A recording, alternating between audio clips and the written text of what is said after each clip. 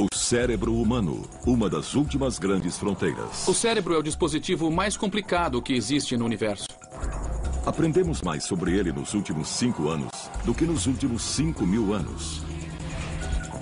Nos últimos anos, saímos da Idade da Pedra. Pela primeira vez, podemos ver o que acontece no cérebro durante o sexo. Sabemos que o sexo acontece no cérebro, então algo muito forte deve ocorrer. O que torna alguns cérebros maus. Eu fiz uma lista. Limpar o quarto, parar de sair com mulheres, parar de matar. E existe mesmo a percepção extrasensorial. A tecnologia finalmente está desvendando os segredos do cérebro e explicando o comportamento humano. 3, 2, 1, até mais! Uhul! Ela ajuda especialistas a desenvolver novos métodos e máquinas para aumentar o poder do cérebro e revela o potencial ainda não explorado que todos temos em nossa mente.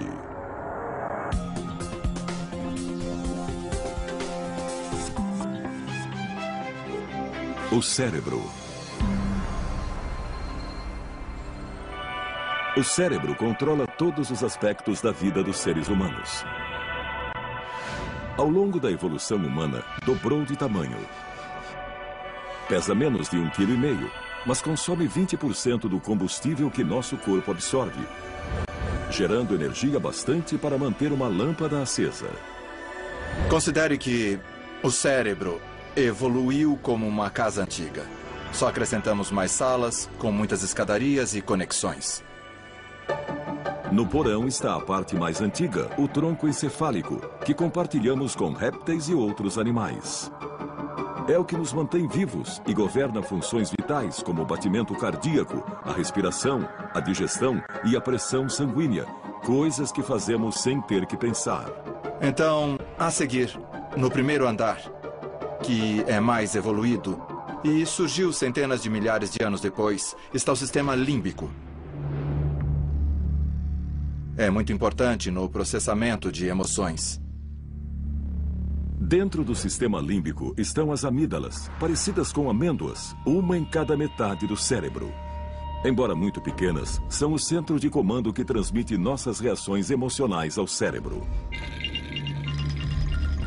Dentre essas, uma das mais simples e fortes é o medo, uma emoção primitiva que todos sentimos. Uma das regiões do cérebro mais relacionadas com o medo seria a amígdala. O melhor lugar para explorar como o medo afeta o cérebro é o Comando de Operações Especiais da Marinha, em San Diego, Califórnia. Os recrutas são treinados para modificar a maneira com que o cérebro reage ao medo. Olha lá! Atenção! Cuidado! Vai! Desde o primeiro dia, introduzimos nossos alunos ao caos absoluto. Opa! Vamos lá! Vamos lá! E eles penam. Quando examinamos erros históricos cometidos no campo de batalha, quase sempre estão associados ao medo ou ao pânico. Então, a capacidade de controlar esses impulsos é extremamente importante. Dos 140 candidatos que iniciam o curso, em média apenas 36 chegam ao final. Esses recrutas parecem mais capazes de adaptar o cérebro às exigências da função. Nem sempre são as pessoas fisicamente mais aptas que chegam ao final. Atletas olímpicos já desistiram do treinamento. E um rapaz magrinho de Nebraska que veio da roça e nunca tinha visto o mar conseguiu se graduar. Por que isso? Para responder essa pergunta, a Marinha recorreu à neurociência. Diante do medo, é a amígdala que reage à informação dos nossos sentidos e aciona instintivamente o botão do pânico. A amígdala é uma das regiões mais interconectadas do cérebro, então o que ela faz é enviar sinais a partes do tronco encefálico, que provocam várias reações no organismo. Você começa a suar, seu coração dispara, você pode ficar sem ação ou então sair correndo. Este exercício feito com capuz é parte do sistema de defesa em área restrita e é uma das maneiras de condicionar os recrutas a controlar os sinais da amígdala. Nossos alunos estão cegos e surdos. Nossos instrutores, em seguida, montam um cenário. Então, o capuz é tirado e o aluno tem de reagir. Quando está com aquele capuz, você tem só um momento para refletir e pensar nas situações que podem acontecer. Às vezes, a reação correta é veloz e letal. Atire! Abaixe! Às vezes, não é violenta. Sabe onde tem um posto? A minha gasolina acabou. Sei, é por ali. Ah, é? Obrigado. Nós precisamos tomar decisões num piscar de olhos. São situações de perigo que acontecem num instante. Olha lá! Atenção! No chão, no chão! Cuidado! Isso, assim, isso. Eles tentam apresentar o fato de que o pânico será cada vez menos viável ao longo da sua carreira. Isso, assim, isso. Então, o jeito certo de treinar é expor os alunos a situações assustadoras, para que se acostumem com elas e saibam reagir quando eles as encontrarem. Vai! Constantemente expostos a situações assustadoras, os recrutas aprendem a reprimir o medo que poderia fazê-los reagir de maneira errada e acabar morrendo. Mas como o cérebro deles faz isso? Os cientistas descobriram que, com a evolução humana, outra parte do cérebro, o córtex, também passou a processar o medo. A parte do cérebro que nos torna mais humanos é o córtex frontal. Se a amígdala é o primeiro andar, o córtex é o segundo andar do cérebro. É a camada externa, fina e enrugada do cérebro, dividida em 4 lobos. Se você estender o córtex de um macaco, seria do tamanho de uma folha de papel. Se estendesse o nosso córtex, seria do tamanho de 4 folhas de papel. Grande. E a razão por ser assim, todo enrugado, é porque tudo aquilo faz parte do cérebro. Os lobos frontais compreendem a área logo acima dos olhos e são as mais novas salas do cérebro. Com a evolução humana, os lobos frontais se tornaram um local onde o pensamento consciente e racional é processado. É onde resolvemos problemas. Os lobos frontais são tão interessantes porque são os condutores do cérebro. Eles sincronizam toda a atividade. Os cientistas fizeram um grande avanço na pesquisa sobre o medo quando descobriram que as informações dos nossos sentidos chegam à amígdala com o dobro da velocidade que demoram para chegar aos lobos frontais. A diferença de velocidade dos sinais significa que sabemos reagir instintivamente a uma ameaça. Caso contrário, ficaríamos paralisados de medo, esperando os lobos frontais decidirem a reação correta. Por trás do medo e do pânico está o desconhecido, e não saber o que fazer. O cérebro paralisa, como um animal paralisa quando vê um farol. A amígdala pode mandar sinais de medo muito velozes, mas às vezes estão errados. Você rapidamente percebe que a situação não é de medo e você deixa de senti-lo. Esses sinais muito rápidos da amígdala podem ser controlados de cima para baixo. É onde entra o treinamento da Marinha, ensinando os recrutas a minimizar o delay e gerar reações rápidas e precisas às situações. Mãos ao alto. Vai, você também. Atenção. Cuidado. Vai, vai. Devido ao aumento da demanda por forças especiais, a Marinha continua desenvolvendo técnicas de treinamento cerebral para aumentar a velocidade. Vamos! Estamos aprendendo mais sobre o cérebro hoje do que em qualquer outra época da história, como ele é composto e como funciona. Avanços da neurociência ajudam a Marinha a reformular o treinamento dos recrutas. Continuem passando os comandos. Exercícios especiais podem melhorar as reações do cérebro em situações perigosas de combate. Vamos! Cuidado! Mas os candidatos precisam de algo mais para controlar um super medo, como o de se afogar. A evolução teria pré-programado nosso cérebro para temer situações debaixo d'água. Por isso, é quase impossível controlar o forte impulso de emergir e respirar. E por isso, os recrutas penam tanto para passar no teste de competência subaquática.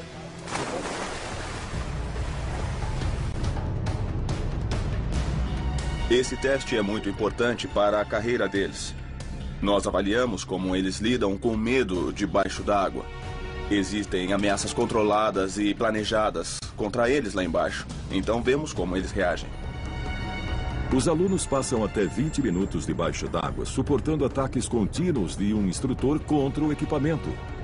Metade do tempo eles ficam sem ar.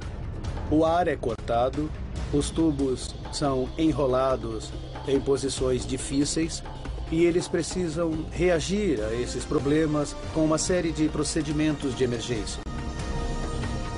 Antes, os recrutas receberam instruções de como desembaraçar o equipamento. Agora precisam segui-las à risca. Mas colocar a teoria na prática não é fácil. Nós mergulhamos e os instrutores começam a nos atacar, a tirar nossa máscara, a criar muito estresse. E eles querem ver como reagimos a esse estresse. Quando o recruta começa a ficar sem ar, sua amígdala cerebral aciona o pânico que o impele a emergir. Os lobos frontais precisam vencer essa batalha para que ele continue em controle. É um desafio. Você tem que prender a respiração por mais tempo que o normal. Os instrutores nos levam até o limite para ver como reagimos. Assim que o candidato desata uma série de nós, o instrutor volta a atacá-lo. O estresse aumenta e eles querem ver como você reage. Você vai subir para respirar ou vai usar o pouco ar que tem para resolver os problemas e fazer o necessário para passar no teste? Mais recrutas falham nesta etapa do treinamento do que em qualquer outra. A Marinha procurou saber o que se passa na cabeça dos candidatos. Quase nada é mais assustador do que não conseguir respirar. Isso gera um enorme estresse. Uma grande liberação de hormônios torna o controle racional mais difícil. Em condições normais, o cérebro se comunica com o corpo usando minúsculos sinais elétricos. O cérebro envia impulsos elétricos de suas células nervosas a outras e que se deslocam a mais de 400 km por hora. É um modo de o cérebro mandar o corpo fazer algo. Mas em condições extremas, o cérebro libera hormônios químicos. A parte do cérebro que percebe o medo, a amígdala, provoca uma reação em cadeia que libera os hormônios adrenalina e cortisol na corrente sanguínea. Esses hormônios agem como uma equipe da SWAT, preparando o corpo para a ação. Aceleram a respiração, o batimento cardíaco e a pressão sanguínea. Os sentidos ficam mais alertas, a memória mais aguçada e o corpo menos sensível à dor. Mas mesmo nesse estado de alerta extremo, o teste da piscina é difícil demais para muitos alunos. Sua mente está a 1000 por hora. Você vê seus amigos saindo da água. Ou eles passaram ou eles foram reprovados. E você se pergunta, se ele foi reprovado, será que eu vou passar? Sua mente fica a 1000 por hora. O principal é você se concentrar no que você tem que fazer. Finalmente, o aluno termina a série de tarefas. Pode tocar o fundo, emergir para saber do instrutor se passou ou não no teste.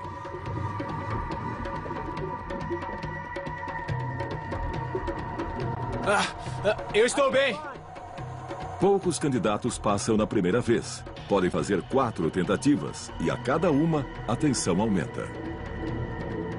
Geralmente, o candidato não passa por causa do pânico, por perder o controle debaixo d'água. Para alguns alunos, esse é o fim. Eles são excluídos do treinamento por mau desempenho.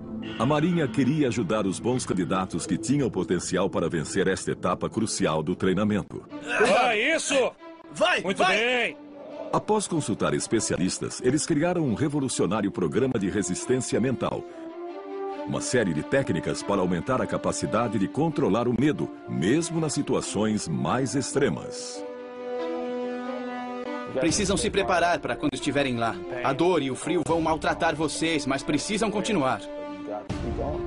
As técnicas em que estamos interessados são 4. Fixação de metas, ensaio mental, conversa interna e controle da excitação. Fixação de metas.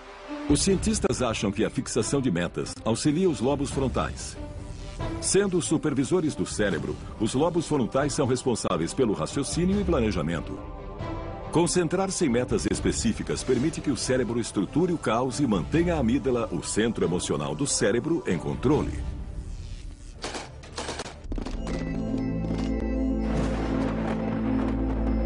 Eu acordava e dizia, vou resistir até o café da manhã. Depois dizia, vou resistir até o almoço. Depois dizia, vou resistir até o final desta tarde. Eu precisava dividir o dia em etapas.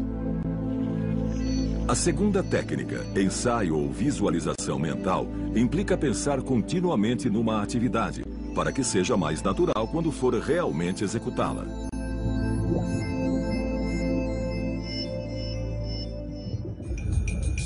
Se você praticar mentalmente, imaginar e ensaiar o que faria em situações estressantes, na próxima vez que enfrentar essas situações de verdade vai ser diferente. Você vai ter uma reação menos abrupta. A terceira técnica, conversa interna, ajuda a focar os pensamentos do recruta. Em média, as pessoas falam consigo mesmo a um ritmo de 300 a 1000 palavras por minuto. Se essas palavras forem positivas em vez de negativas, posso em vez de não posso, ajudarão a suprimir o sinal de medo enviado pela amígdala. Os lobos frontais estão sempre ligados, então é muito fácil pensar em algo difícil, algo ruim, como vou fracassar, o que estou fazendo aqui, não treinei bastante. O que fazemos é tentar substituir pensamentos ruins por pensamentos bons. Dois! A última técnica, controle da excitação, baseia-se na respiração. Respirar lentamente de propósito combate alguns dos efeitos do pânico. Expirar longamente, em particular, imita o processo de relaxamento do corpo e envia mais oxigênio ao cérebro para que possa funcionar melhor. Respirar é ótimo para se concentrar, mas somente até certo ponto, porque ao reagir ao medo, o cérebro estará acelerado.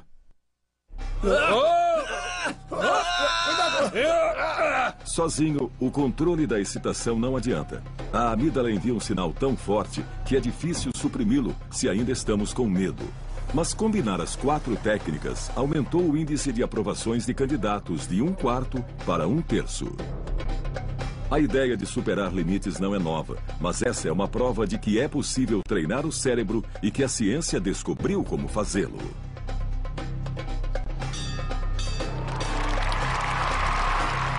Isso remonta a tradições guerreiras muito antigas, em que eles transcendiam as limitações que pensavam ter. Vai, vai! Muito bem! Agora sou uma pessoa diferente. A autoconfiança aumenta muito. Você vê coisas e faz coisas que nunca teria imaginado antes. Mas não é só no campo de batalha que a neurociência exerce um grande impacto.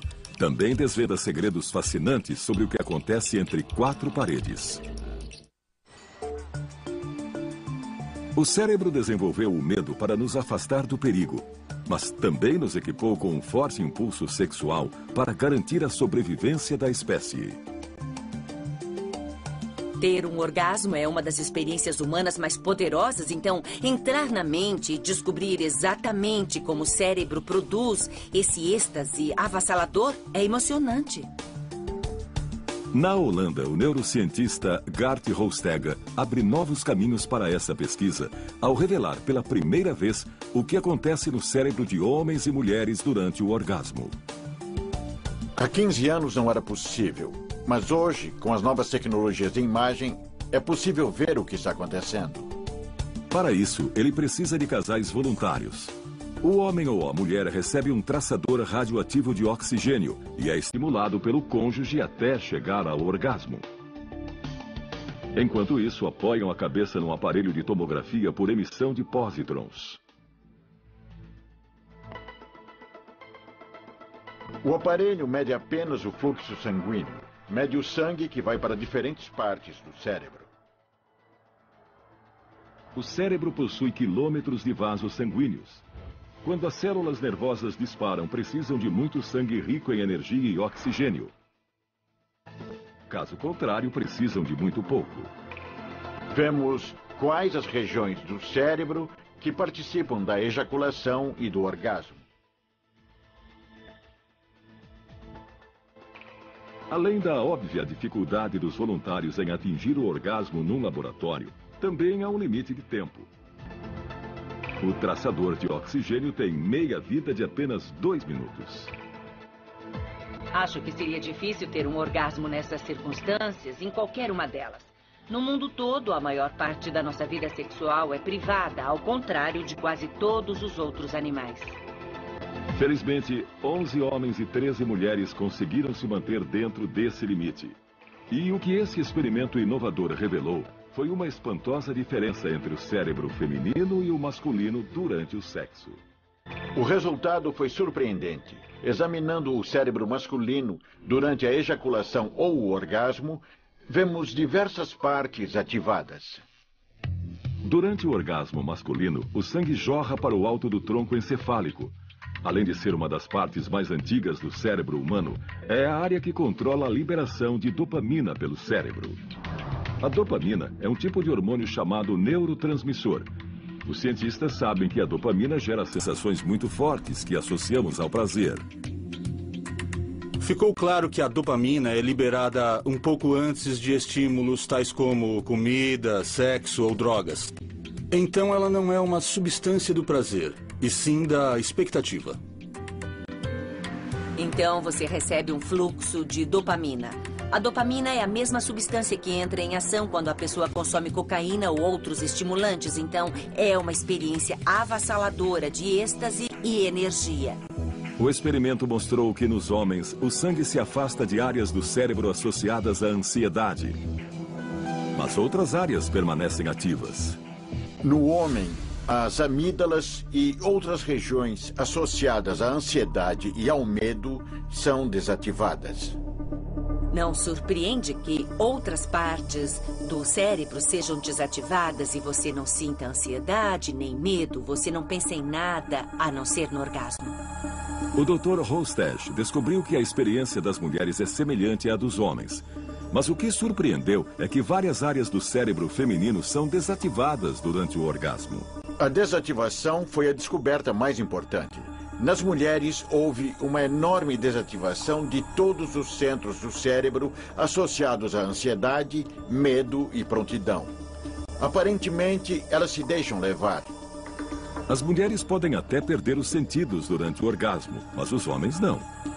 Segundo os especialistas, essa diferença pode remontar à pré-história, quando éramos uma sociedade de caça e coleta. Isso pode ter um propósito evolucionário. Durante milênios, fizemos sexo nas savanas da África com animais perigosos por perto. Alguém precisava estar desperto para correr ou defender o grupo. E é lógico que os homens faziam isso, portanto, o cérebro feminino tende a apagar mais que o masculino. Em testes futuros, o Dr. Hostech pretende ampliar o tempo de observação do que acontece com o cérebro durante o sexo. Quer descobrir por que a sensação de euforia induzida pela dopamina passa tão rápido depois do orgasmo. Acho que haverá grandes diferenças entre homens e mulheres antes, durante ou após o orgasmo. Qual é exatamente essa diferença no cérebro? É o que eu quero saber. Além do sexo, a dopamina colabora para estimular o cérebro em vários tipos de atividades. Inclusive em algo que parece o oposto do sexo, que em vez de promover a vida, a põe em perigo.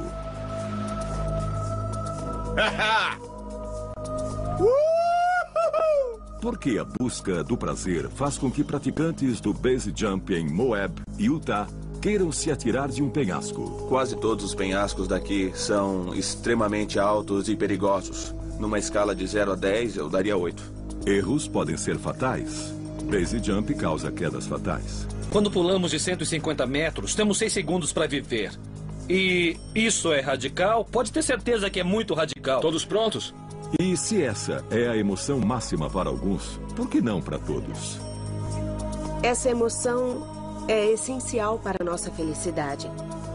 É uma sensação vibrante dentro de nós que faz com que a vida valha a pena.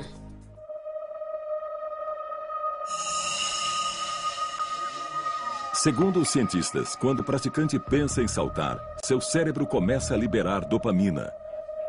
Como no sexo, a dopamina cumpre o papel de criar expectativa. Mas, ao contrário do sexo, a amígdala cerebral não se desativa. Em vez disso, envia sinais de medo. Antes do salto, fico tremendo e nervoso. Minhas mãos começam a suar e 1000 coisas passam pela minha cabeça. O nosso preparo mental é o seguinte: e se os paraquedas por um acaso abrir ao contrário, ou se um dos botões der algum tipo de problema? Mesmo que eles estejam concentrados no salto em si, podem não perceber que o efeito da dopamina está presente durante todo o processo. Checou os anéis? Chequei sim. Ótimo. Nenhum está torto? Krista Christensen é uma novata no base jump. Eu tô me sentindo agitada, o meu coração tá batendo mais rápido, porque aquela checagem significa que tá chegando a hora.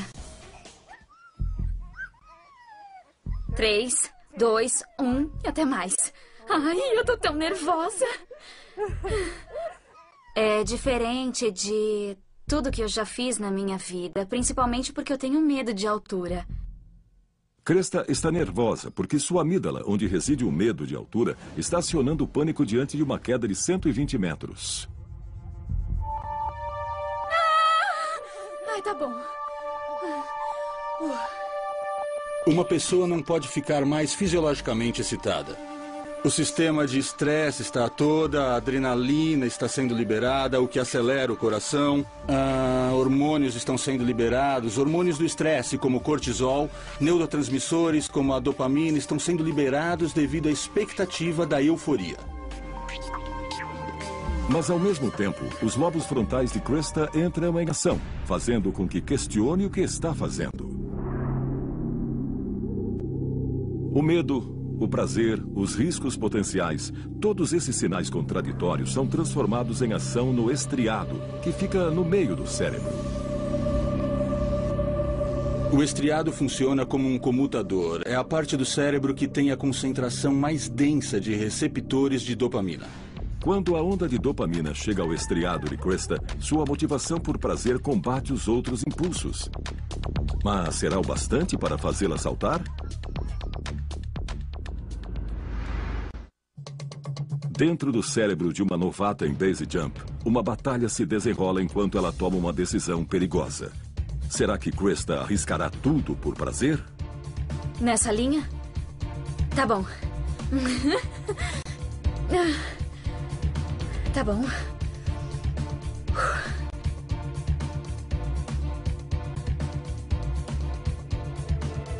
Vai.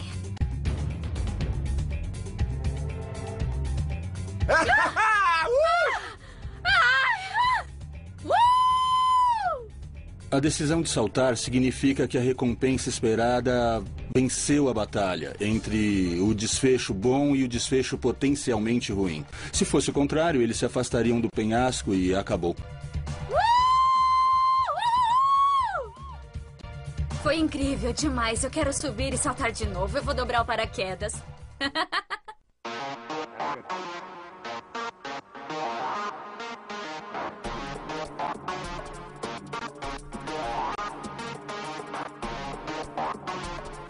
Assim que sobrevivem a um esbarrão com a morte, eles já se preparam para outro. Estão sempre querendo encontrar novos locais, com perigos inéditos e condições mais difíceis. Segundo os cientistas, há um motivo para isso. O que acontece com o cérebro quando ocorrem contatos contínuos como prazeres, seja comida, bebida ou até mesmo sexo, é que a dose de dopamina diminui a cada vez. É cada vez menos prazer pelo dinheiro. O que, para caçadores de emoções, significa praticar uma atividade totalmente nova ou correr riscos cada vez maiores com a habitual. A novidade é uma grande estimuladora da dopamina. Então, no caso do base jump, essas duas coisas são combinadas de fato, maximizando a reação de prazer. Por isso, acaba sendo viciante. Os praticantes parecem concordar. Mantendo o esporte novo e diferente, mantemos a emoção. Tem gente que salta uma vez, acha perigoso demais e desiste. Mas a maioria continua e salta pelo menos uma vez por semana ou até mais. Mas pouquíssimas pessoas abraçam o base jump. 3, 2, 1, até mais! Uhul! Segundo os cientistas, temos prazer em correr perigo porque foi necessário para a nossa evolução. Se os seres humanos não tivessem corrido riscos, ainda viveríamos em cavernas. Mas eles querem saber por que alguns se arriscam mais que os outros. Mesmo em situações corriqueiras, como comer num restaurante, há pessoas que sempre pedem a mesma coisa. E outras que pedem um prato novo a cada vez, apostando que vão gostar. Especialistas da Universidade Emory, na Geórgia, acham que o cérebro de algumas pessoas foi pré-programado para apostar e correr riscos maiores do que outras. Eles pediram a voluntários que fizessem apostas. O objetivo é evitar levar um choque no pé.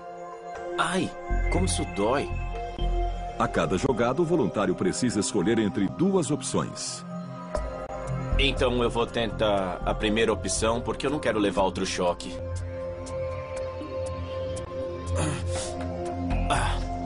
Eu levei outro choque.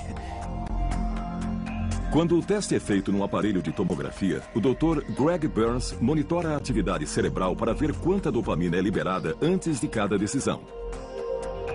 Estamos vendo traços que provavelmente são códigos genéticos. As pessoas têm a tendência biológica de liberar mais ou menos dopamina em resposta ao risco.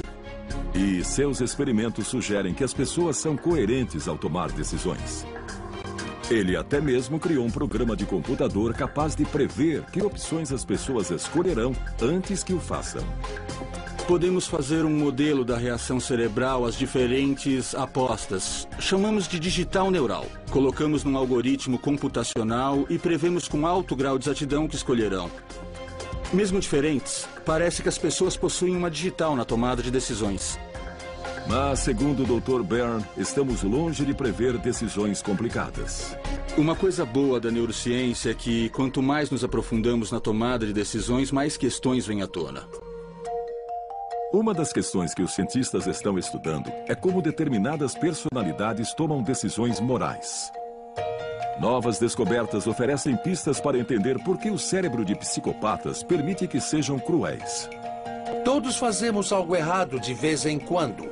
Na maioria das vezes, quando fazemos algo errado, nós não só sabemos como sentimos. Nós nos sentimos mal, sentimos culpa ou remorso. E essa é a sensação que impede que a maioria volte a fazer algo errado no futuro. Mas o que acontece quando alguém não sente culpa ou remorso? E nenhum conflito em sua mente os impede de cometer, repetir e até apreciar atos que, para nós, são de um horror indizível. Homens como Ted Bundy, que matou pelo menos 35 mulheres.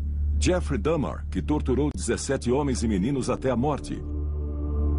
E Joel Rifkin, que espancou e estrangulou 17 mulheres. Os cientistas estudam esses arquétipos vivos do mal. Digamos que foi Ted Bundy quem me motivou a ingressar nessa carreira. Ted Bundy morou na minha rua.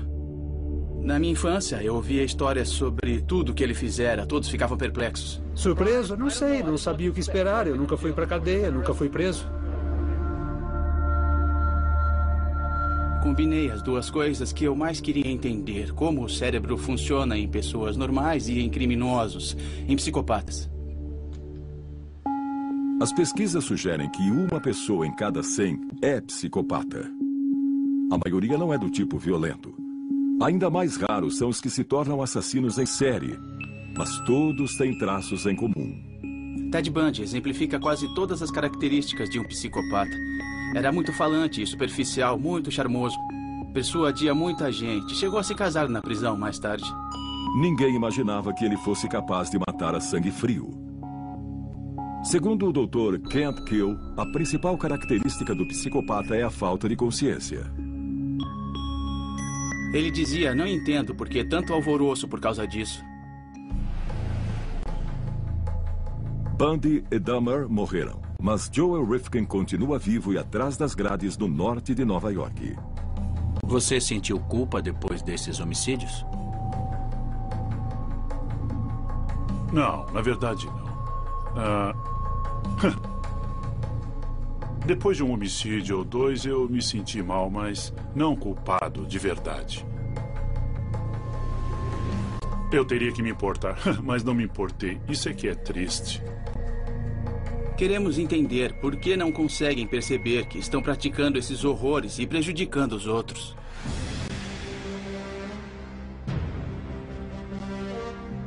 Os cientistas esperam que, examinando o cérebro dos psicopatas, possam finalmente descobrir o motivo dessas distorções. No passado, Joel Rifkin já foi um pobre bebê inocente, com um lindo sorriso no rosto. Não tinha sequer uma gota de maldade, ou será que tinha?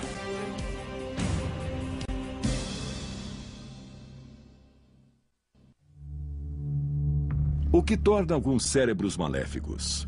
A resposta pode estar em experimentos inovadores realizados nas prisões do Novo México. Os cientistas estimam que 1 em cada 20 detentos tenha um distúrbio de personalidade que pode ser psicopata. Então, o que não faltam são casos para a pesquisa do Dr. Keel. Ele pretende desenvolver novos tratamentos, mas para isso, ele precisa descobrir qual a diferença desses cérebros. A meta ideal é ajudar a reduzir o impacto dessa doença, não só sobre o indivíduo, mas sobre a sociedade. Primeiro, ele entrevista os prisioneiros para identificar os que possuem tendências psicopatas.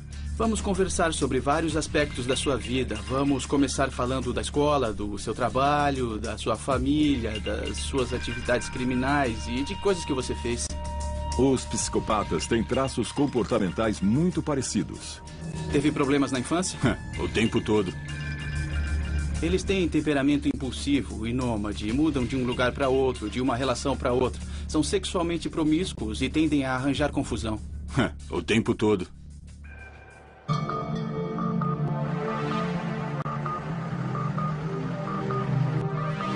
Os pacientes que o Dr. Keel diagnosticou como psicopatas fizeram tomografia cerebral. No primeiro teste, ele verificou como eles reagiam ao cometer erros. Fizemos tomografias de mais de 300 detentos. Formamos um dos maiores bancos de imagens cerebrais do mundo. E, de longe, o maior banco de imagens cerebrais de psicopatas que já foi criado. Bom, este daqui é o ímã. Agora ele está parado, mas vai fazer muito barulho. O aparelho usa campos magnéticos e frequências de rádio para monitorar o fluxo sanguíneo do cérebro, enquanto o detento pensa e reage.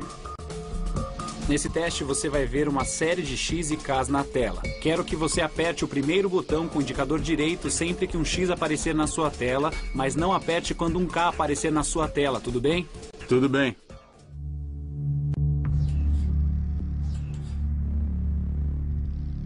As duas letras aparecem tão rápido que é quase impossível para qualquer um acertar. É muito difícil. As pessoas cometem muitos erros, apertam botões na hora errada. Queremos saber como o cérebro deles reage a um erro e como se recupera desse erro. A atividade cerebral durante esse teste indica que os psicopatas não se importam tanto quanto os indivíduos normais quando cometem um erro. Mas isso não significa que não sejam inteligentes. O QI do assassino em série Joe Rifkin, por exemplo, é 128, o mesmo de apenas 3% da população.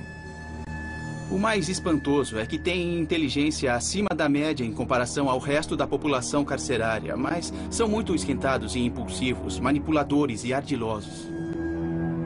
Eu já fui parado pela polícia com corpos no carro. Eu mentia e escapava da situação. Eu procurava um lugar para desovar os meus pacotes. Me perguntaram por que você está rodando por este bairro. Eu disse, eu me perdi. Como faço para chegar a tal rua? Eu não tinha ideia do que falava, mas estava com um mapa. E era muito convincente.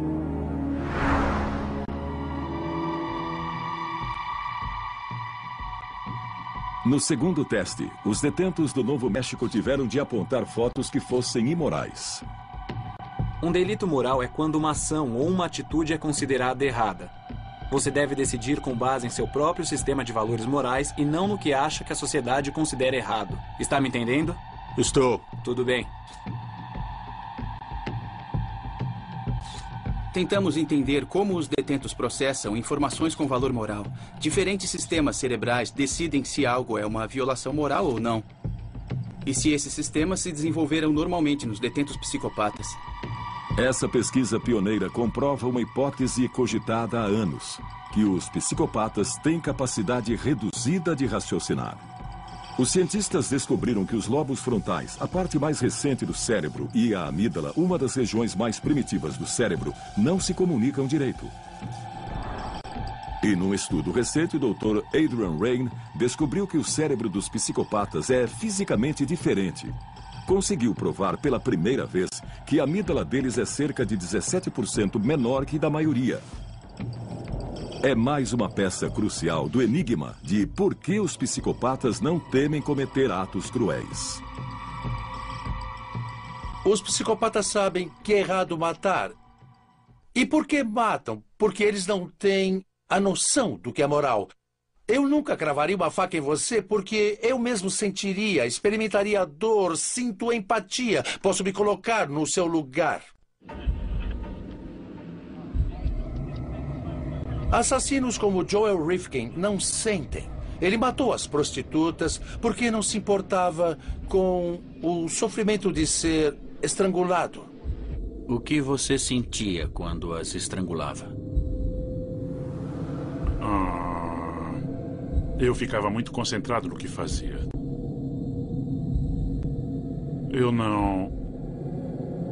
Eu praticamente não pensava em quase mais nada. Rifkin cometeu tantos assassinatos que acabou sendo preso. Mas e quanto aos outros psicopatas, os não violentos? Por que não terminam na cadeia? O Dr. Raine pesquisou a diferença no cérebro dos psicopatas de colarinho branco, que não pensam duas vezes antes de extorquir as economias de uma família. Sim, a amígdala cerebral deles é menor, mas se comunica normalmente com os lobos frontais.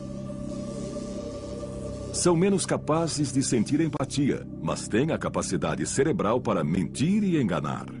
Os psicopatas de sucesso tinham ótimas funções executivas, ótima capacidade de planejamento, ótima capacidade de ajustar e controlar, boa percepção de si mesmos, ótima reação ao estresse.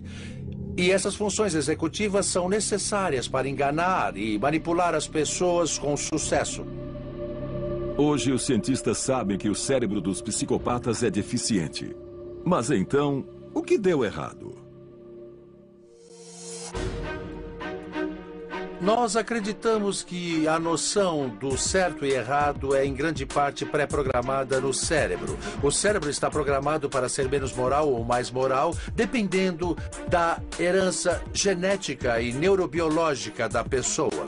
Em outras palavras, depende dos genes e do desenvolvimento do cérebro.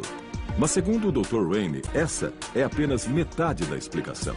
Claro que não podemos descartar o ambiente. É 50% da equação. São como dois lados de uma moeda. É genético e ambiental. Encontrar a sede do bem e do mal no cérebro tem sido um desafio para os cientistas. Mas um mistério ainda maior espera para ser desvendado. A memória. Graças à memória, o cérebro viaja constantemente pelo tempo, trazendo fragmentos do passado para o presente. Essa capacidade é central para a existência humana. A razão de termos memória é para que possamos tomar decisões melhores no futuro. Ou seja, todo o nosso pensamento e nosso planejamento são ditados pela memória. Já entendemos bem o funcionamento de órgãos como o coração, mas os cientistas ainda tentam desvendar o mistério da memória. Um grande avanço ocorreu há 80 anos. Nos anos 20, o neurocientista Carl Lashley ensinou ratos a andar num labirinto. Depois, danificou partes dos cérebros deles para ver onde estava armazenada a memória do labirinto. E o que ele descobriu? Que não estava armazenada em lugar algum. É um sistema em rede e é extremamente complicado. De fato, o sistema é tão complexo que os computadores mais velozes não chegam nem perto da capacidade de armazenamento do cérebro, que os cientistas estimam conter 10 trilhões de bytes de memória. O cérebro é o dispositivo mais complexo que existe no universo. Tem 10 bilhões de células só no córtex, que é a parte externa. E só num pedaço pequeno do córtex, 1 milímetro cúbico, há mais conexões do que estrelas na Via Láctea. Todas essas conexões tornam o cérebro capaz de armazenar e recuperar enormes quantidades de dados de maneiras espantosas. Talvez a mais incrível e radical seja a chamada memória fotográfica ou mnemônica. Quando estudamos visão e memória na neurociência, ficamos fascinados pelos chamados mnemonistas. Eles têm uma memória incomparável. Lembram de tudo o que aconteceu. O artista britânico Stephen Wiltshire tem essa extraordinária capacidade. É capaz de lembrar de paisagens urbanas complexas e de reproduzi-las em detalhes. Para criar mais uma obra, ele subiu ao topo da Tower Bridge para ter uma visão de Londres. Ele só precisa de poucos minutos, já que sua memória visual da cena nunca se apagará. Eu fico aqui olhando os prédios e os arranha-céus. Eu gosto de ficar uns 20 minutos e depois desenhar de memória. Para entender como é prodigioso o dom de Stephen, vamos lembrar como a visão funciona. A visão é processada no fundo do cérebro, nos lobos occipitais ou córtex visual. Os dois olhos fornecem um campo de visão de 200 graus. São capazes de detectar 2.300 milhões de tons diferentes de cor. E, segundo os especialistas, enviam 72 gigabytes de informação por segundo para o cérebro, o equivalente a 18.000 faixas num iPod. Em sua galeria, Stephen começa a desenhar o que viu. Ele utiliza várias áreas do seu cérebro. Seus lobos parietais, em particular, agem para controlar sua manipulação do espaço e a coordenação mão-olho. A comparação com a paisagem revela a precisão sobrenatural do desenho. Em pouco mais de 1 hora, ele recriou o panorama. A obra será vendida por $4.000. O talento de Stephen é quase sobre-humano. Mas seu dom tem um custo. Ele sofre de síndrome de Savant, ou seja, seu cérebro se desenvolveu de modo diferente. A maioria não tem a capacidade que ele tem porque o cérebro está fazendo milhares de outras coisas. Estamos pensando na carreira, na hipoteca, no futuro, o que comprar no supermercado e assim vai. E, portanto, a rede neural se divide em várias tarefas diferentes. No cérebro de um savant, toda a rede neural está devotada para uma só coisa, como resolver um cubo mágico ou tocar piano. Por isso, ele tem deficiências em outros aspectos da vida, por exemplo, na capacidade de socializar. Gênios como Leonardo da Vinci, Mozart e Monet tinham uma memória incrível e especula-se que também eram autistas.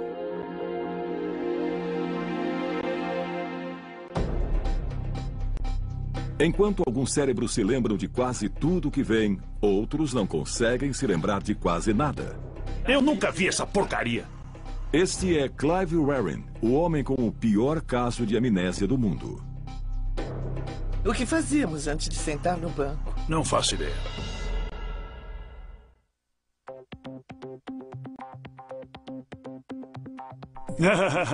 Olá! Clive Warren já viu a mulher Deborah várias vezes hoje, mas sempre que a encontra, parece que a vê pela primeira vez. Clive tem o pior caso de amnésia do mundo. Seu intervalo de memória é de 30 segundos, no máximo. O que fazíamos antes de sentar no banco? Não faço ideia. Sabe que casa é aquela? Não. Você nunca viu? Não. Ele me disse que é como o estado entre acordar e dormir, aquele estágio intermediário, quando ainda não sabemos onde estamos. E o que você sabe? O quê? Não sei de nada. Nada? O dia e a noite são iguais. Eu nunca sonhei. Dia e noite são iguais? Um vazio o tempo todo. Clive era um aclamado maestro e musicólogo britânico, até que uma infecção viral se transformou em encefalite.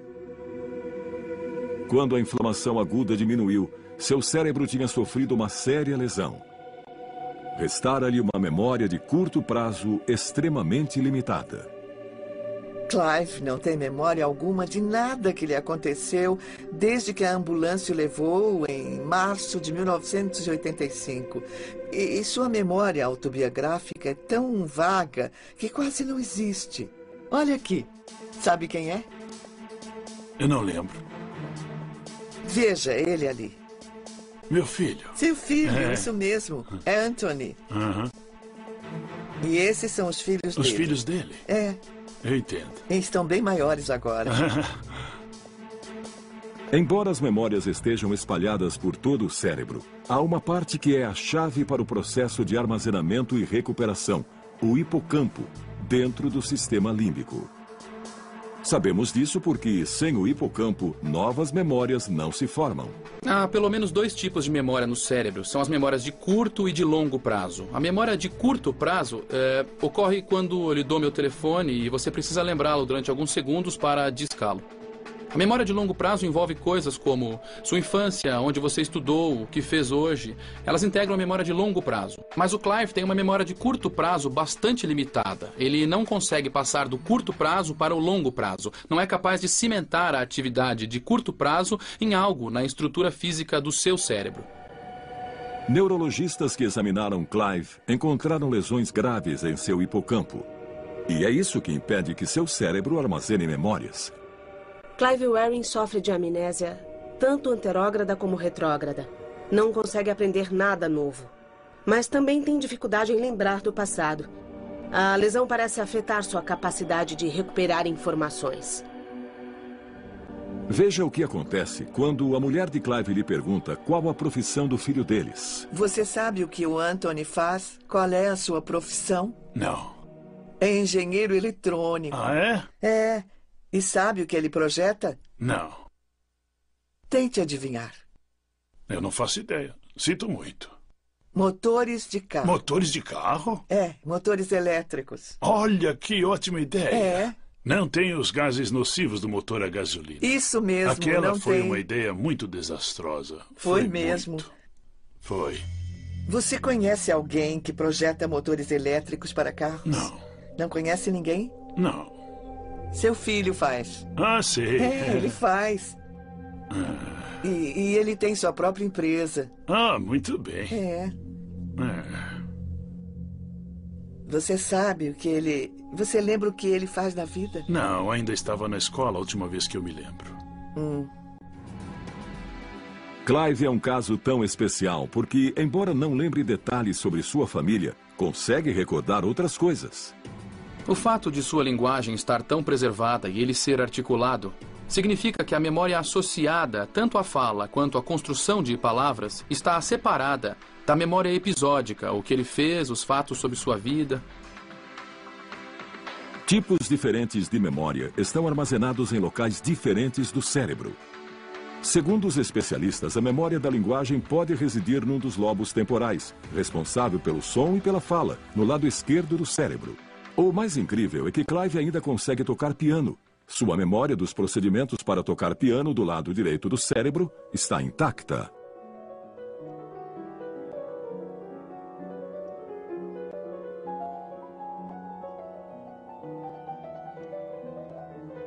Quando toca piano, Clive encontra um contínuo, encontra um impulso que o transporta através do tempo. Esse é um grande exemplo de como os diferentes tipos de memória estão separados. Sabe em que mês estamos? Não. Abril. Abril? Abril, o mês Seu de abril. aniversário é mês que vem. Hoje Clive parece animado, mas nem sempre foi assim. Eu nunca vi essa porcaria. Use a sua inteligência. Esse era Clive em 1988, 3 anos depois da lesão, quando estava impaciente e frustrado.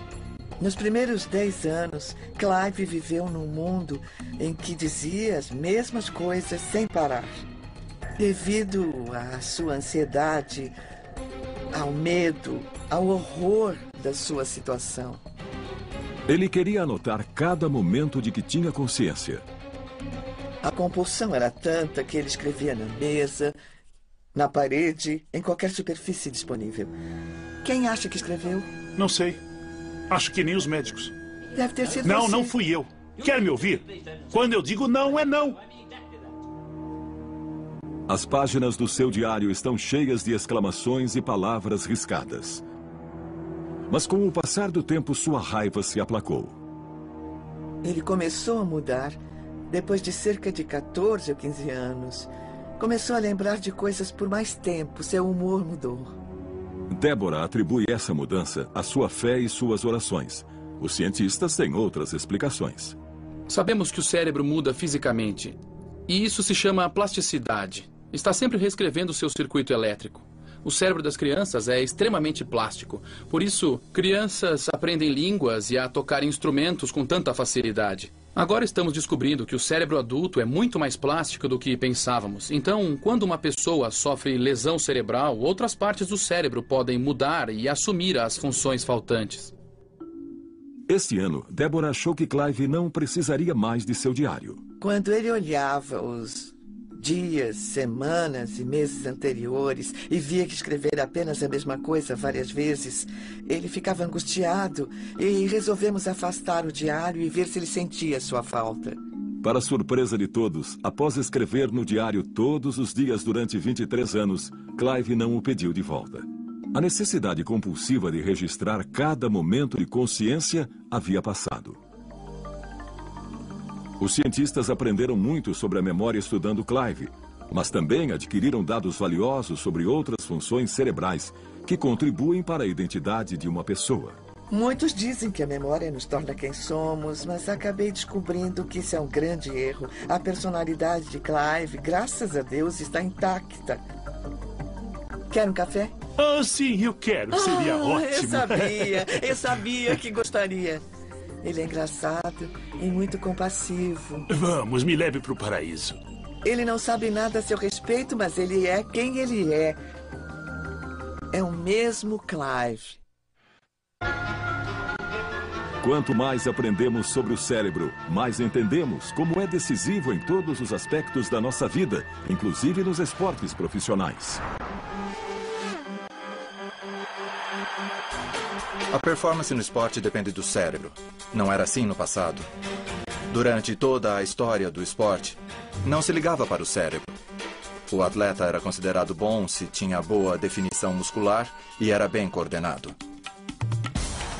Nos últimos 10 anos, descobrimos que 50% da performance nos esportes, e às vezes o mais importante, da performance de elite, estão ligados ao cérebro.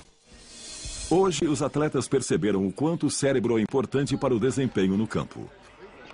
90% é mental, é um jogo bem difícil, sabe? Temos que ter controle na mente para poder jogá-lo bem. Mas como o cérebro melhora o desempenho? Quase todos os esportes são dinâmicos e exigem que as decisões sejam tomadas em milissegundos. E se você errar por uma pequena porcentagem, perde a chance. Se por 1/10 de segundo você vacilar, você erra a cesta. É essa pequena diferença entre o atleta excelente e o bom. Basicamente, é uma questão de coordenação mão-olho e treino, muito treino. E o melhor lugar para observar isso é no Cirque du Soleil, onde os artistas treinam constantemente.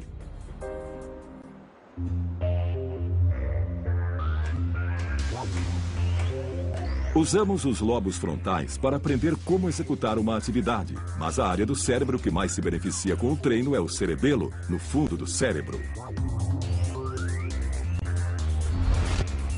O cérebro é como uma casa antiga, com novos cômodos acrescidos lentamente com o tempo. O tronco encefálico é o porão, porque evoluiu primeiro. Em seguida veio o cerebelo. É uma parte antiga do cérebro situada no primeiro andar depois do porão. É quase totalmente responsável pelo movimento, a complicada sequência de movimentos. O cerebelo envia sinais a 100 bilhões de células nervosas do corpo, que por sua vez dizem aos músculos o que queremos que façam. O lobo frontal monitora a atividade, mas na maior parte do tempo se afasta e permite que o cerebelo e o resto do cérebro se envolvam com esse comportamento que foi treinado tantas vezes. Os cientistas acham que os lobos frontais simplesmente não conseguem acompanhar o processamento de informações necessário para desempenhar uma tarefa de alto nível. Por isso, o cerebelo assume com sua memória de procedimento a mesma que Clive Rearing usa para tocar piano. A ideia é que você pode ir até um arquivo e pegar uma memória motora que você já praticou. E hoje se sabe por que a prática leva à perfeição. Quanto mais treinamos, mais o cerebelo sabe exatamente que nervos e músculos acionar a cada vez. Na psicologia do esporte, calcula-se que é preciso 10.000 horas de prática contínua para chegar a um alto nível de habilidade. Níveis tão altos de habilidade podem fazer com que o músculo adquira uma memória que guia uma sequência de contrações e distensões. Mas o cérebro continua essencial. Com lesão cerebral, não haverá muita atividade. É claro que é preciso um corpo intacto, que a fisiologia funcione. No basquete é bom ser alto. No hipismo é melhor ser baixo. Mas o cérebro de todos esses atletas precisa estar sincronizado com a atividade atlética. Mas além do treino e do biotipo adequado, é preciso que o cérebro desempenhe outra função vital nos esportes. Imagine um halterofilista tentando erguer um peso extraordinário. Precisa ter os músculos muito desenvolvidos. Enquanto os soldados da Marinha usam uma técnica de respiração para se acalmar, os atletas precisam variar o nível de estímulo. Os cientistas esportivos chamam esse processo de modulação da excitação. Vemos a modulação da excitação como um botão de volume do cérebro. Mais uma vez, é a amígdala cerebral no sistema límbico que controla a resposta emocional. Nesse caso, ela nos estimula a competir. Quando o cérebro estava evoluindo, era assim que o homem se preparava para caçar. Mas a amígdala precisa ser acionada. Um modo simples de fazer isso é com estímulos sensórios, como palmas e gritos de torcidas. Você pode controlar isso externamente, com barulhos altos, dando um tapa em alguém. Por quê? Porque esses mecanismos sensórios atingem o primeiro andar do cérebro. Então, muitas vezes nos esportes, as pessoas usam isso intuitivamente. Gritam alto, isso, vai, vai, vai. Essa foi incrível! Os atletas precisam se posicionar quando o jogo começa. Estão num nível alto de excitação. Porque o basquete é um esporte de contato. Precisam empurrar.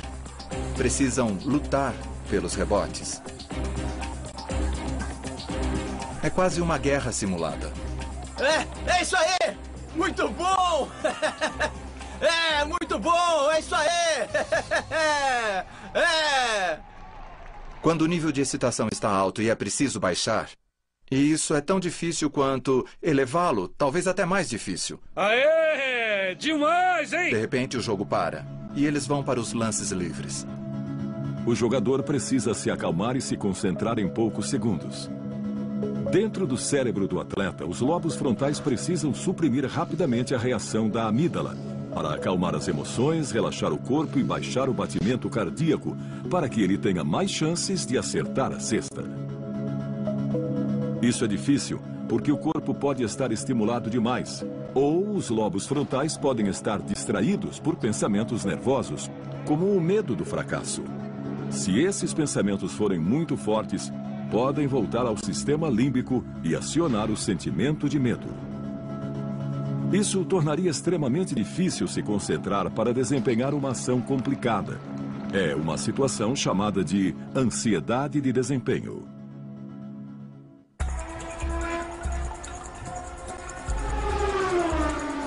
A ansiedade de desempenho é a grande culpada pelo baixo desempenho esportivo. E o atleta de sucesso a controla totalmente. Fique longe da linha branca. É difícil baixar o batimento cardíaco, focar e se concentrar no que você precisa fazer, porque é tudo tão caótico que você só quer correr o máximo possível. Mas é preciso relaxar e tentar ficar frio. Fique longe da linha branca, Graham. Fique longe da linha branca. Se errar, as consequências podem ser fatais. Se você perder a concentração por um segundo sequer, pode acontecer um acidente. A velocidade pode chegar a 370 km por hora. A essa velocidade, tudo pode acontecer. Quando você bate no muro, bate forte. Poucos esportes evidenciam a ansiedade do desempenho como o golfe. As pessoas adoram golfe porque vemos um grande campeão errar uma tacada curta na final de um torneio importante e perder centenas de milhares de dólares. A tacada curta requer um volume muito baixo de atividade. É um pequeno movimento motor. Os lobos frontais deveriam estar desligados. Sabemos que Tiger Woods é capaz disso porque já o fez muitas vezes. Mas por que seu cérebro é capaz de colocar a bola no buraco? É isso aí, Tiger! Bora ver! Demais, hein? É isso aí! Muito bom! Essa foi incrível! É, muito bom! É isso aí! Descobrimos que o cérebro pode ajudar alguém tanto a vencer numa atividade esportiva como a fracassar. E achamos que Tiger Woods encontrou um jeito de vencer quase sempre graças à sua capacidade de modular o seu funcionamento cerebral. Os cientistas não podem monitorar o cérebro de Tiger Woods em ação. Ele teria de ficar imóvel, o que tornaria jogar golfe impossível. Por isso, eles precisam usar o poder de observação. Como ele pisca muito pouco durante as tacadas, achamos que sua ansiedade é muito baixa. Porque piscar os olhos está relacionado à ansiedade. Ele fica muito relaxado, num estado quase sonolento, adormecido, mas com concentração suficiente para realizar a tarefa.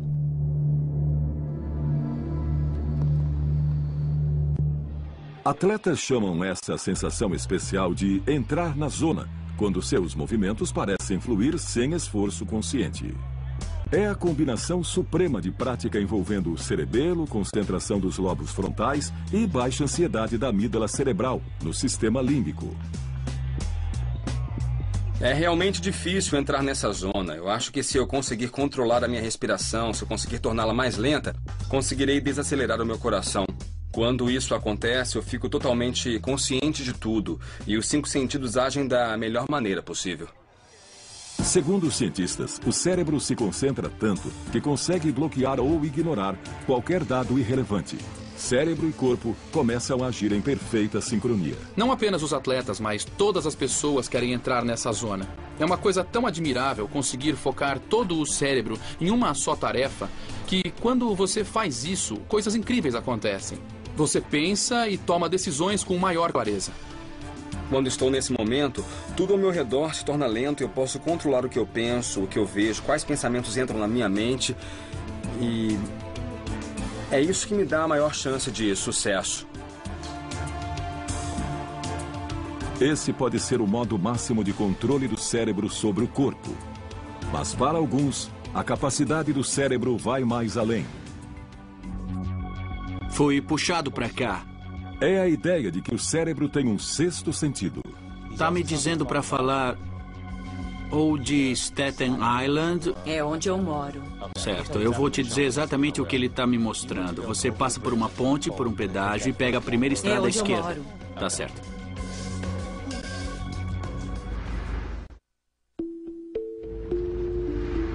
Os 5 sentidos são os portais entre o cérebro e o mundo externo.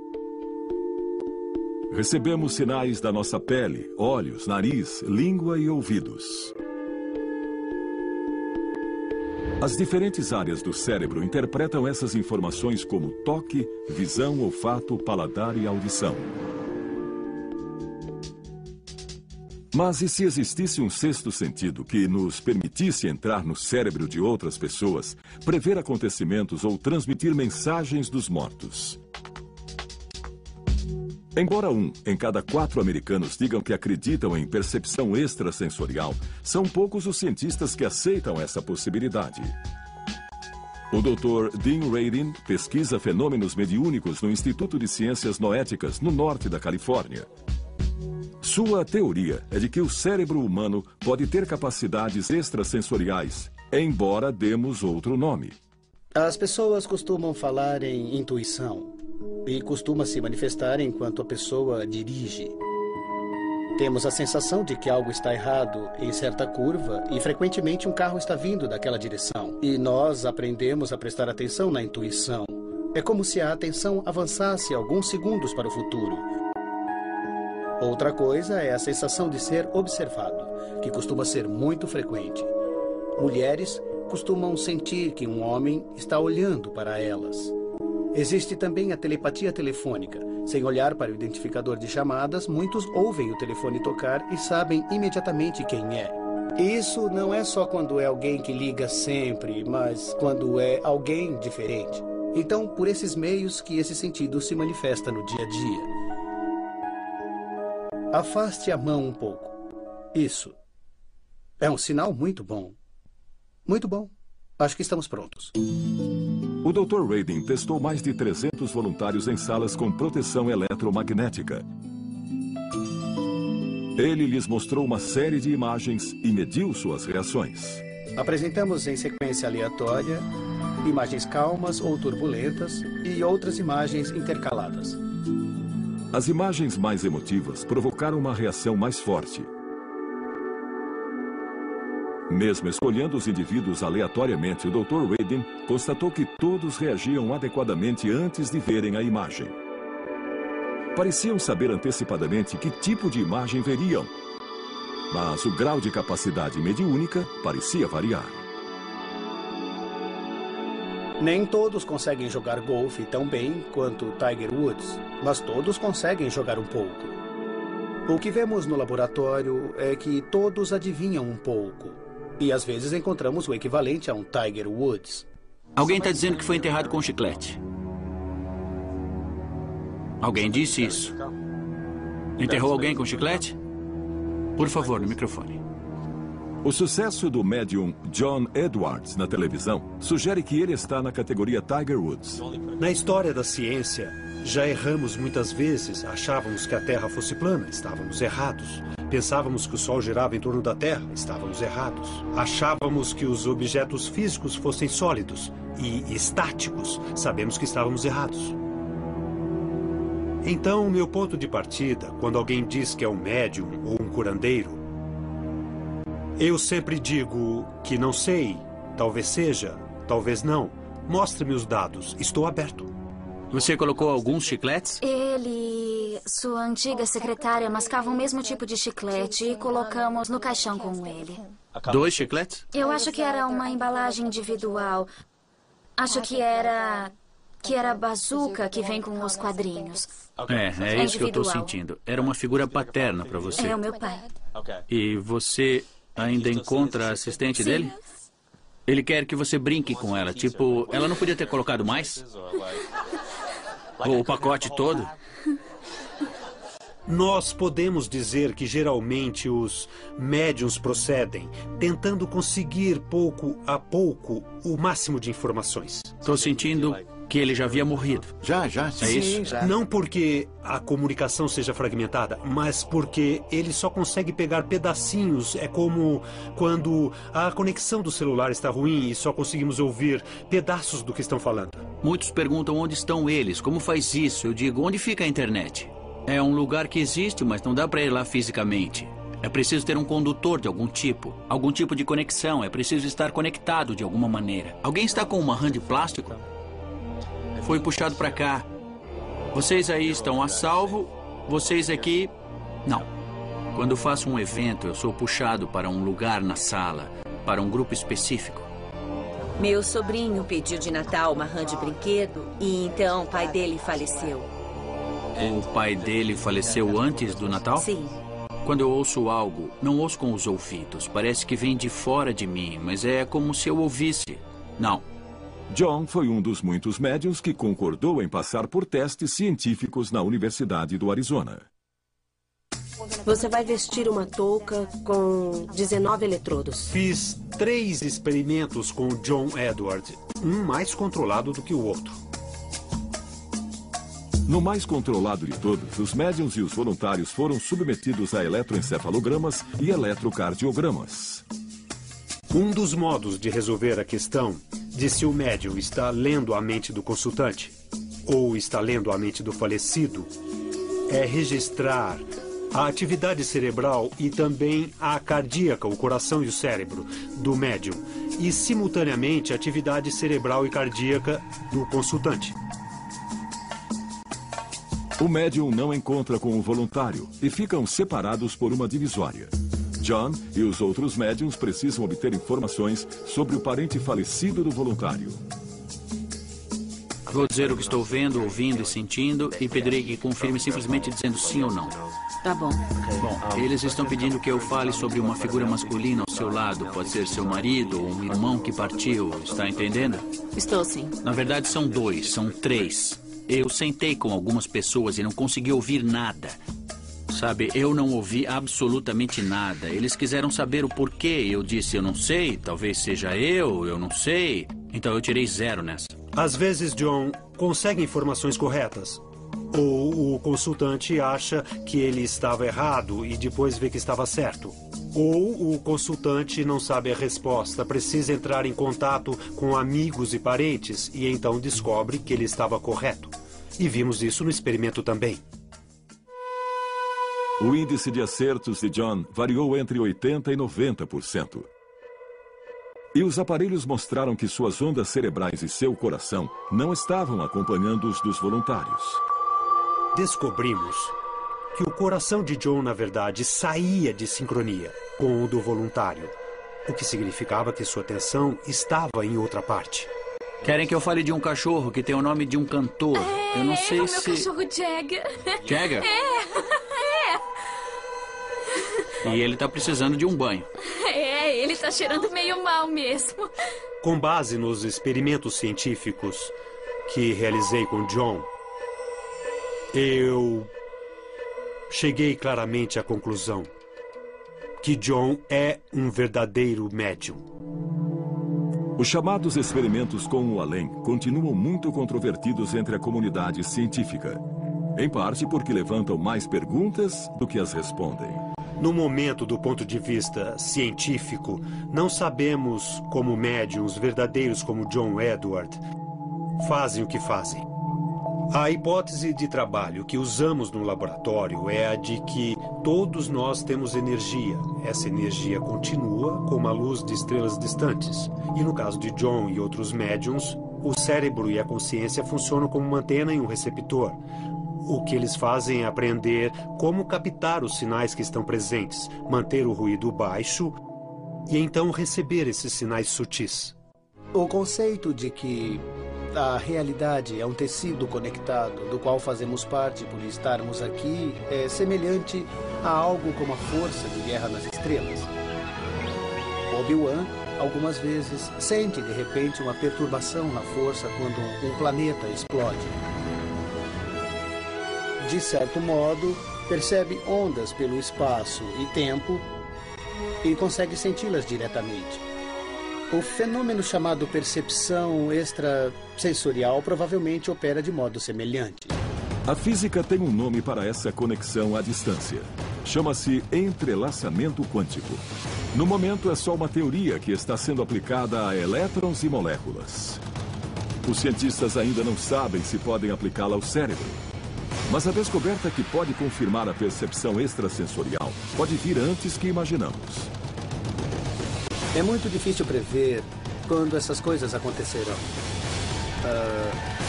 Eu diria talvez 20 anos. Algum momento entre amanhã e 20 anos. E se pudéssemos turbinar o cérebro usando máquinas? E dar o próximo salto evolucionário numa só geração ao invés de em muitas? Inovação radical é a meta de programas financiados pela semi-secreta Agência de Projetos de Pesquisas Avançadas de Defesa, ou DARPA. A missão deles é ser os pensadores, ou então os cientistas visionários do Departamento de Segurança Nacional. E produziram tecnologias extraordinárias que nos parecem naturais. Além da internet, o mouse do computador e o bombardeiro stealth. Eles chamam os cientistas mais brilhantes do país e lhes pedem para fazer a ciência atual avançar 30, 40 anos. Eles dão grandes saltos. A DARPA está financiando um desses projetos na Universidade Columbia, em Nova York. Lá, os cientistas desenvolvem um programa de computador que ajuda o cérebro a processar informações visuais a incríveis velocidades. A sociedade moderna nos bombardeia com informações. Podem ser imagens da televisão, imagens da internet, no trabalho, e isso está se tornando excessivo.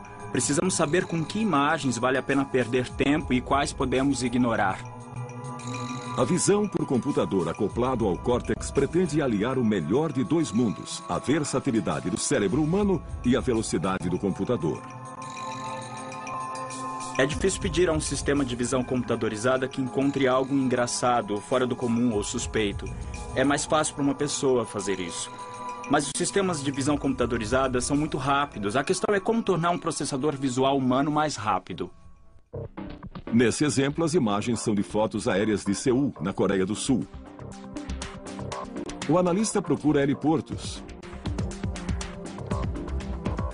O método antigo e lento exigiria uma busca metódica por milhares de fotos individuais para marcar cada heliporto. No novo método, o analista usa uma touca de eletroencefalograma. Dezenas de eletrodos detectam a atividade cerebral elétrica logo abaixo da superfície do crânio. No processamento cerebral normal, o córtex visual extrai detalhes de uma cena.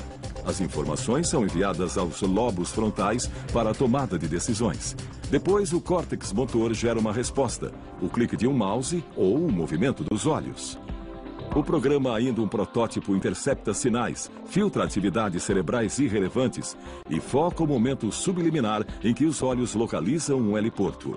Em poucos segundos, o analista consegue examinar as milhares de imagens. Embora ele possa não ter consciência disso, seu cérebro identifica com extrema precisão as poucas fotos que contêm heliportos para que possam ser marcadas depois. Essencialmente, vamos explorar os sinais envolvidos na decisão de que algo é interessante e, sem contar com a reação do indivíduo, usá-los para reordenar ou classificar os bancos de imagem para podermos aperfeiçoar a busca. Essa tecnologia que acelera a visão permite que o analista trabalhe 4 vezes mais rápido. Pode ser adaptada para ajudar pilotos de caça a tomar decisões em centésimos de segundos ou para melhorar o exame de fitas de segurança pela polícia. E há outras possibilidades, além da defesa e da inteligência. Uma interessante aplicação potencial em que há uma grande entrada de informações pode ser a bolsa de valores ou trading. Muitas vezes os corretores assimilam informações através de várias telas. Algo pode lhes chamar a atenção, mas eles não podem cuidar disso naquele momento. Então o corretor pode marcar a informação que chamou sua atenção para que possa ser processada por outra pessoa mais tarde.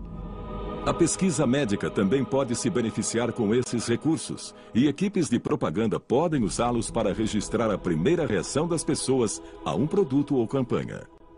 Uma empresa de videogame na Califórnia já está trocando o controle manual pelo poder do cérebro.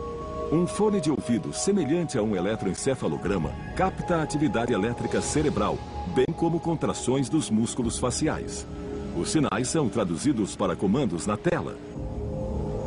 Os jogadores erguem rochas e derrotam vilões não com um clique, mas com o pensamento. O potencial futuro dos assistentes de dados pessoais implantados, ou PDAs, é quase inimaginável. Com a idade, nos preocupamos com nossa capacidade de lembrar de nomes e rostos. Encontraremos maneiras de compensar essa perda da memória que evoluiu naturalmente. No futuro, teremos aparelhos que farão isso para nós. Acho que acabaremos tendo um Facebook na cabeça. Nesse ponto, será muito difícil saber onde nós terminamos e onde a tecnologia começa. Na Universidade de Duke, na Carolina do Norte, os neurocientistas já estão dando esse próximo passo. Implantaram eletrodos no cérebro de um macaco e isolaram os sinais relacionados a andar.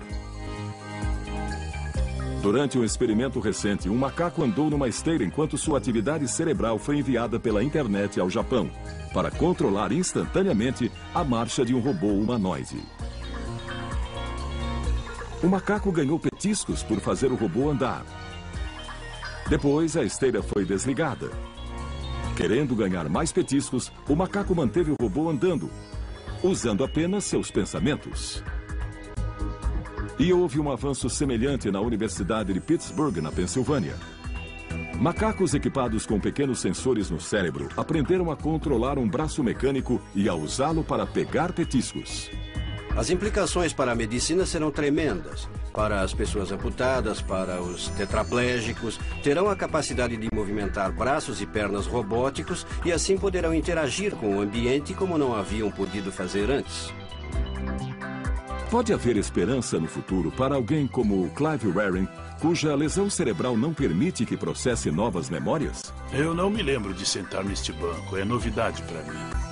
Pesquisas hoje feitas com ratos podem criar um dia um hipocampo sintético para humanos. Se pudermos fazer isso em teoria, poderemos de fato introduzir novas memórias instantaneamente, como fazemos todos os dias com chips de computadores. Que tal se, em vez de demorar meses e meses para aprender uma nova língua, pudéssemos baixar um dicionário básico do idioma, ou se, estando a primeira vez no lugar, em vez de ter de carregar o guia turístico, aquele livro incômodo, e parar no meio da calçada toda hora para ver onde estamos indo, baixar um mapa rudimentar no nosso cérebro da nova cidade que estamos visitando e dos monumentos que vamos conhecer.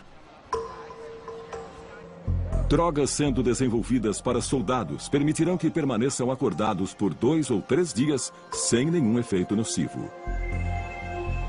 Uma nova classe de remédios, chamados ampaquines, ajuda o neurotransmissor glutamato a agir melhor no cérebro cansado, melhorando assim a memória, o aprendizado e a cognição. Esses remédios podem um dia ser usados no cotidiano. A falta de sono geralmente significa tendência para cometer erros. Acho que poderemos resolver esse problema. Pessoas que precisam trabalhar a noite toda poderão dispensar o sono e funcionar muito bem, assim como alunos estudando para exames e pessoas que precisam cruzar fusos horários como parte de seu trabalho. No futuro próximo, os cientistas esperam aperfeiçoar tomógrafos cerebrais portáteis. Diodos emissores e luz instalados numa faixa lançarão luz nos lobos frontais para detectar a atividade cerebral. Essa informação seguirá para uma unidade do tamanho de um baralho. Em vez de deitar num enorme aparelho de ressonância magnética, os usuários poderão saber o que aconteceu em seu cérebro quando, por exemplo, praticam esportes. Poderemos examinar o cérebro de superatletas como Federer, ou Agassi, ou Tiger Woods, e ver que não são necessariamente diferentes anatomicamente, mas funcionalmente são diferentes na maneira com que processam informações. A segunda aplicação é que poderemos usar essa nova tecnologia para ajudar os atletas a desempenhar melhor até a sua capacidade. Essa tecnologia de imagens ainda está engatinhando. É usada amplamente há menos de 20 anos, comparado com os mais de 100 anos do raio-x. Mas seu limite é a nossa imaginação. As imagens do cérebro que obtemos hoje são incríveis, mas ainda rústicas. Não são tão nítidas. Hoje estão dizendo, não seria ótimo se conseguíssemos imagens do cérebro mais refinadas, mais nítidas, mais profundas, mesmo a nível molecular? É a próxima fronteira dessa tecnologia. Já sabemos bastante sobre o cérebro, mas ainda resta muito a descobrir. Ainda há muitas questões em aberto sobre o cérebro e são surpreendentemente simples. Como a memória é armazenada? Como ela é reconstruída? Por que o cérebro dorme e sonha? O que é a inteligência? Por que as pessoas têm dons e talentos diferentes?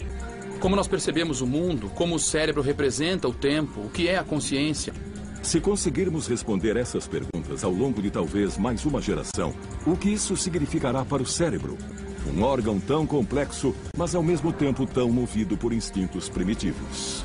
Nós evoluímos num mundo muito diferente do mundo em que vivemos hoje. E agora temos de nos adaptar. Para mim, o maior mistério da neurociência hoje é como adaptar nosso cérebro para o século XXI e depois.